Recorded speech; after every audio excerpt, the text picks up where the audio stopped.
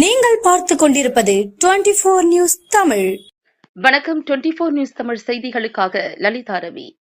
Universal பள்ளி நிறுவனர் சிவபிரகாசத்திற்கு வாழ்நாள் சாதனையாளர் விருது பள்ளி கல்வித்துறை அமைச்சர் ராஜ்மோகன் வழங்கினார். திருப்பத்தூர் மாவட்டம் ஜோலார்பேட்டை யூனிவர்சல் பள்ளி நிறுவனர் சிவபிரகாசம் 35 வருடங்களாக கிராமப்புற மாணவர்களுக்கு தரமான கல்வியை கொடுத்தமைக்கு பள்ளி கல்வித்துறை அமைச்சர் ராஜ்மோகன் வாழ்நாள் சாதனையாளர் விருது வழங்கி வாழ்த்துக்கள் தெரிவித்து சிறப்பித்தார்.